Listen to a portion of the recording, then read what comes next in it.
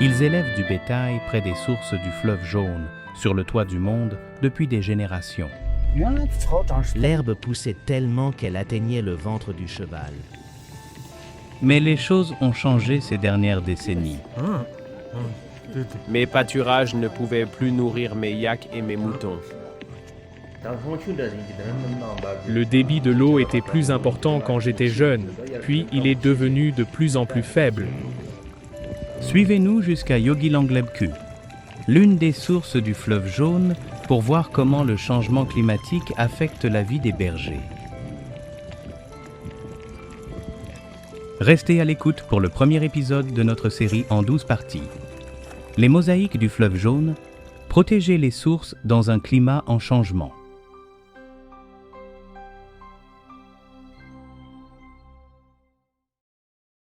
Le 6 août 2021, dans le village de Goyang, près de la source du fleuve Jaune, à l'est du plateau Tsing Rai Sisang.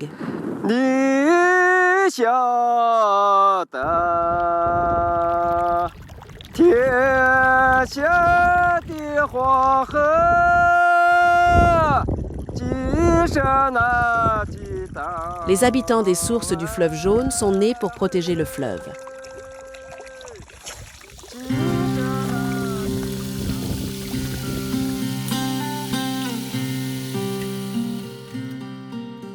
À 4600 mètres d'altitude sur le toit du monde.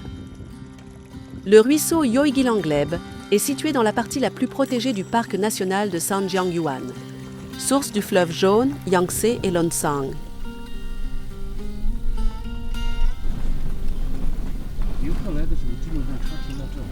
En partant du comté de Kumarleb dans le sud de la province du Tsing Rai, nous avons atteint la source du fleuve Jaune après 4 heures de route, sur des chemins de gravier entourés de montagnes et de prairies. Il y avait peu de signal téléphonique pendant le trajet, et nous rencontrions rarement d'autres voitures. La circulation que nous avons rencontrée était principalement composée de pikas, parfois de troupeaux de yaks et de moutons, et parfois de kiang, un animal de la famille des chevaux originaire du plateau Tsing Rai Sisang. Nous nous sommes arrêtés près d'une yourte à quelques kilomètres de la source où un homme et son fils, Ngodrub et son fils, gardèrent des yaks et des chevaux. Ngodrub est un garde forestier de la source et élève des yaks et des chevaux pour que les touristes puissent faire des promenades à dos d'animal.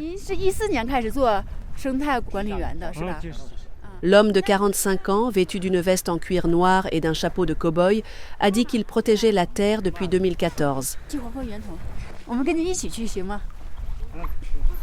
Il nous a guidés vers la source du fleuve Jaune.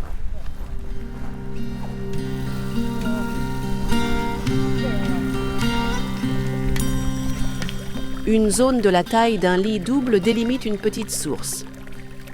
L'eau cristalline qui émerge des prairies se rejoint avec d'autres sources en aval, formant un ruisseau large comme la main.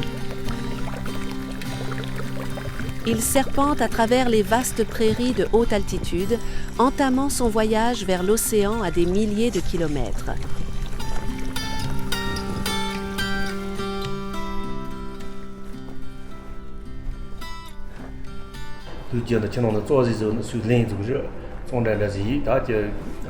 Tak Sring, un habitant local de 50 ans, a dit que le fleuve est comme leur mère, leur fournissant de l'eau potable toute l'année. Le débit était plus fort quand j'étais jeune, puis il a progressivement diminué. Ces dernières années, le débit a récupéré dans une certaine mesure, mais pas totalement. Vénéré par les habitants comme Ngodrub, le fleuve Jaune est considéré comme sacré et doit être pris en charge par tout le monde.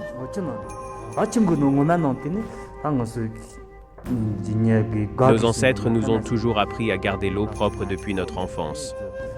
Nous ne buvons jamais directement du fleuve, nous ne nous lavons pas les mains dedans, sans parler de déverser des eaux usées dans le ruisseau. Ngodrub vit près du fleuve et élève du bétail depuis l'âge de 10 ans. Il a loué ses yaks et moutons il y a plusieurs années et est devenu garde-parc. Mes pâturages ne pouvaient plus nourrir mes yaks et mes moutons.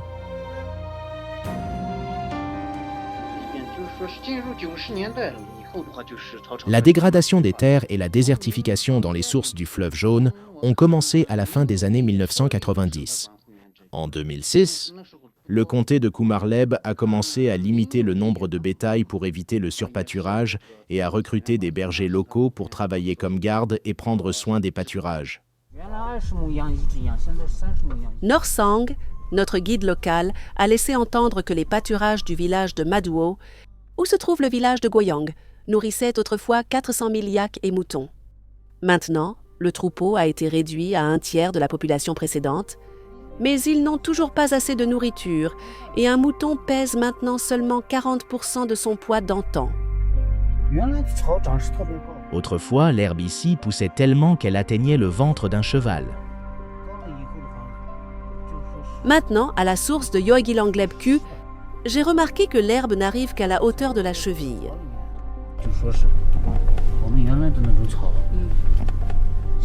Nous avons également trouvé des espèces envahissantes de mauvaises herbes que les yaks et les moutons ne mangent pas. Dans les années 1990, nous pouvions soigner les animaux lorsqu'ils étaient malades.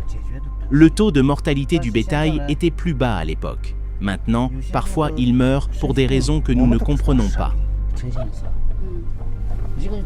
Norsang pense que le changement climatique est le principal facteur derrière ces changements, tandis que certains experts estiment que les rongeurs et le surpâturage ont également contribué à la dégradation de l'environnement.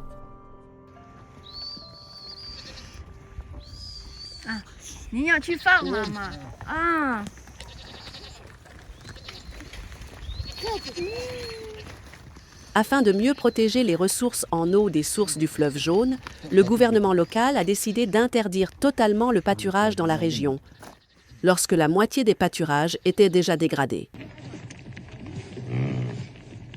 Le village de Goyang compte 700 foyers. Parmi eux, 66 familles nomades sont dispersées sur 21 000 hectares de pâturage aux 2 sources du fleuve Jaune dans les montagnes Bayan-Har. Nous avons imposé une interdiction de pâturage de 5 ans à partir de 2019 à titre d'essai. Jusqu'à présent, toutes les 66 familles, avec leurs 5000 têtes de bétail, ont déménagé des endroits où elles pâturaient auparavant. Dans le cadre du programme, elles peuvent choisir de déménager dans la commune ou dans le district, où on leur offre de nouvelles maisons. Les personnes âgées et les enfants déménageront dans les nouvelles maisons qui sont en construction. Les jeunes ont créé 6 coopératives de bergers pour travailler ensemble et faire paître sur de nouvelles terres désignées. Norsang a expliqué que la plupart des nouvelles terres pastorales sont louées par des villageois qui ont abandonné l'élevage et sont partis dans les districts. Chaque famille se voit proposer un poste de garde forestier avec un salaire annuel de 22 000 yuan, soit environ 3 000 $.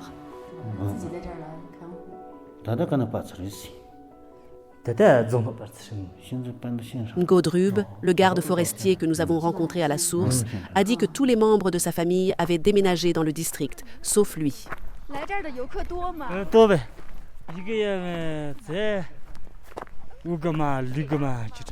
Il vit seul dans une yourte à quelques kilomètres du Yoigilangleb-ku, la seule yourte ici à moins d'1 heure en voiture.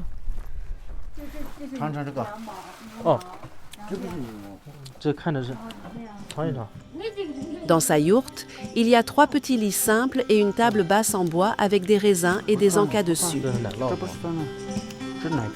Les raisins ne sont plus frais car ils ont été achetés loin des magasins de la ville. À côté de la table, il y a un poêle chauffant un seau de lait. Une lampe alimentée par énergie solaire est reliée à un panneau situé à l'extérieur de la tente.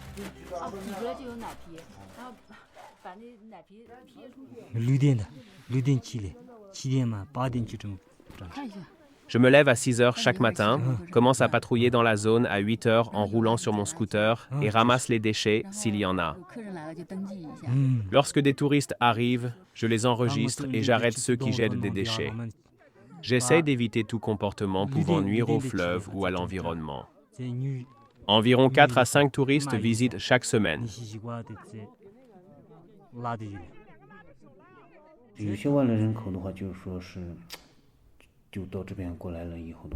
Norsang a ajouté que les habitants locaux se plaignent souvent du comportement inapproprié de certains visiteurs près du fleuve, comme se laver les mains dedans ou boire l'eau directement.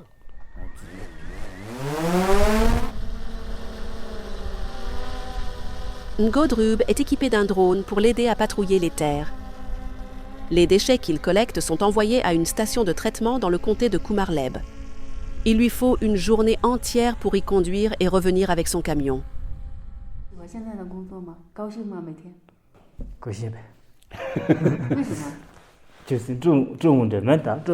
Ngodrub dit qu'il préfère travailler dans les pâturages plutôt que de rester dans le comté, car il est habitué à la vie nomade dans la vaste prairie.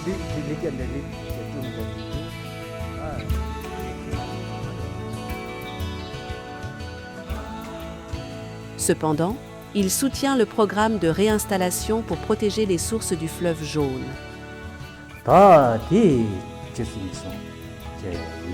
En plus du salaire de garde, je reçois des subventions pour être loin de mes terres de pâturage. Notre bétail a été loué et ils peuvent se nourrir dans les nouvelles terres de pâturage. Bien sûr, j'aime plus l'élevage, mais protéger les sources est plus important.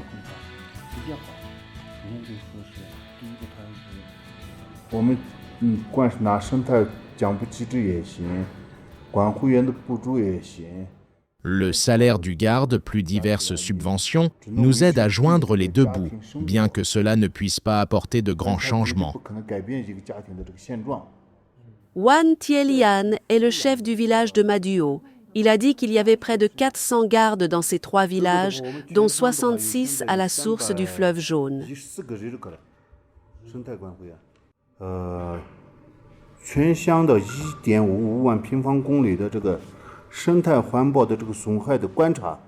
Leur travail ne consiste pas uniquement à ramasser les déchets. Ils sont également responsables de l'observation et de l'enregistrement de l'état de l'écologie locale, de la flore et de la faune, ainsi que du débit de la rivière.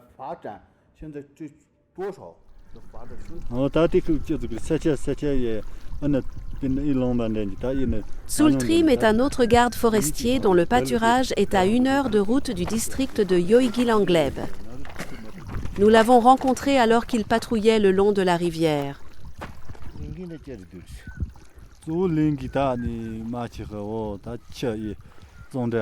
Ma tâche principale est de m'occuper de l'environnement et des animaux sauvages dans la zone de mon pâturage jusqu'à la source de la rivière, en ramassant les déchets si j'en vois.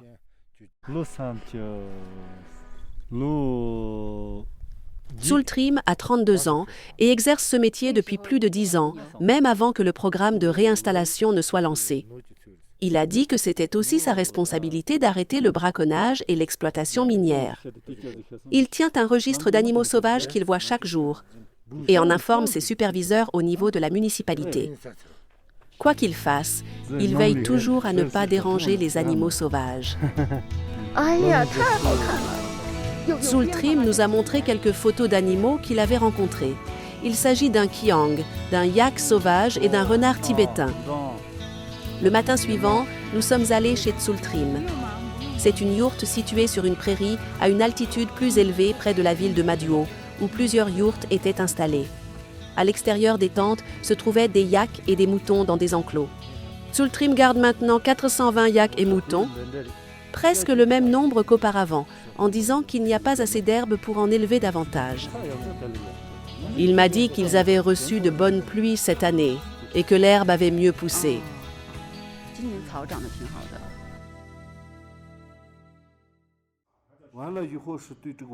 Cependant, Wan Thielian, le chef de la ville de Maduo, ne semblait pas rassuré. L'équilibre écologique local a été perturbé dans les années 1990 à cause des comportements humains destructeurs tels que l'exploitation minière aveugle.